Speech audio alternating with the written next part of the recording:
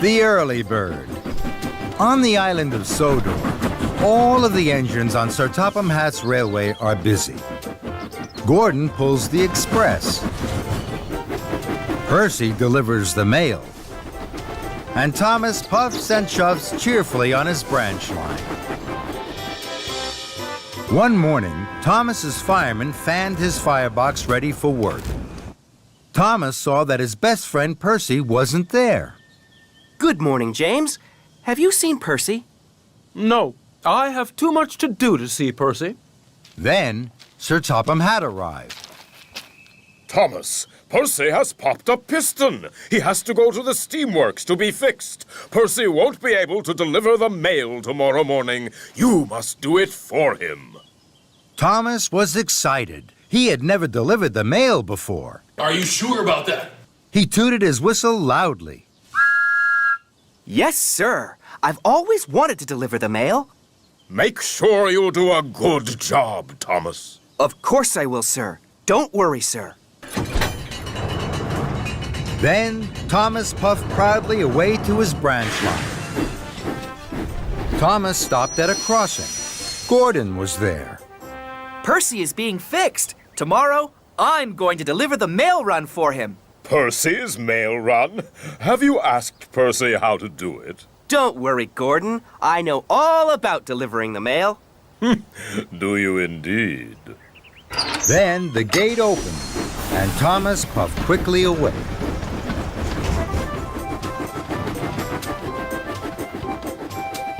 Thomas worked hard all day.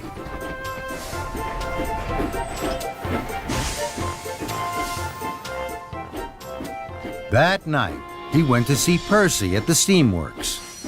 Percy didn't look happy. Is your piston fixed, Percy? No, it's still broken. Don't worry. I'm going to do your mail run tomorrow. Thank you, Thomas. Shall I tell you what to do?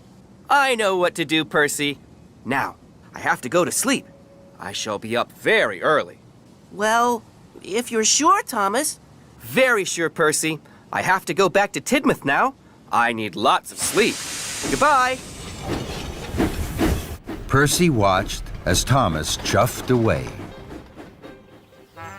The next morning, Thomas woke up very early. He felt very proud to be pulling the mail trucks. There wasn't a peep to be heard as Thomas chuffed across the island. Everyone was fast asleep. First, Thomas puffed to the quarry. I must let the quarry manager know that the mail is here. Thomas was excited. He blew his whistle very loudly. And then he chuffed cheerfully away. Thomas hadn't seen that his loud whistle had woken up Mavis. Who's making that noise? Next, Thomas chuffed to the docks. I must let the dock manager know that the mail is here. Thomas was excited. He blew his whistle even louder. And then he chuffed cheerfully away. What Thomas hadn't seen was that his good morning whistle had woken Cranky up. Who woke me up? This is fun.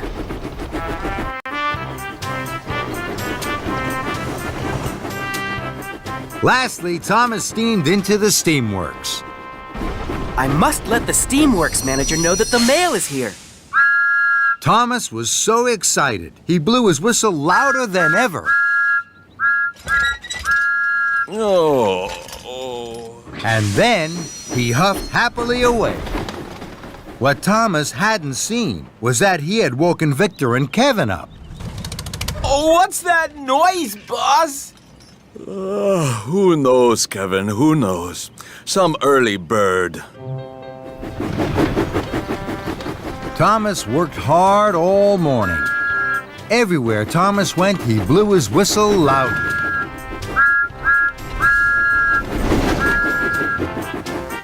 Delivering the mail is fun! Soon, Thomas had delivered all the mail. It was time for him to puff back to Tidmouth Sheds for a rest. As Thomas passed through the quarry, he saw Mavis. Her freight cars were being loaded with slate. Then there was trouble. Mavis hadn't lined up her freight cars under the hopper. Slate spilled everywhere. That's strange. Mavis never makes mistakes. What Thomas didn't see was that Mavis was fast asleep under the hopper. That's why she had put the freight cars in the wrong place. Next, Thomas passed through the docks. Cranky was unloading some big crates from a ship. Then there was trouble. Cranky dropped the crates. They fell to the ground with a smash and a crash. That's strange. Cranky never makes mistakes. What Thomas didn't see was that Cranky had fallen fast asleep. That's why he had dropped the crates.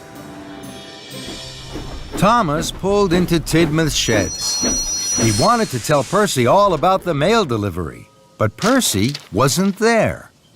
Sir Topham Hatt was there. He was cross. Someone woke Mavis up too early by tooting too loudly on their whistle. Then someone woke up Cranky at the docks and Victor at the steamworks. Now they have all made silly mistakes. Thomas knew he had woken everyone up with his cheerful whistle. He felt terrible. I'm very sorry, sir. It was me. Then, Thomas, as Percy is still not fixed, you must do a better job tomorrow. I will, sir. I promise, sir. Then Gordon arrived. He had heard all about Thomas's trouble with the mail run. You were right, Gordon. Delivering the mail is a hard job. I should have asked Percy what to do. And this time, I will. That evening, Thomas visited Percy at the steamworks. He asked him all about delivering the mail, and Percy told him all about being quiet. The next morning, Thomas set off early, pulling the mail cars. He stopped at the quarry. This time, he didn't blow his whistle. He puffed very quietly so that he didn't wake Mavis. Next, Thomas stopped at the docks. He didn't blow his whistle here either. And he didn't wake Cranky up.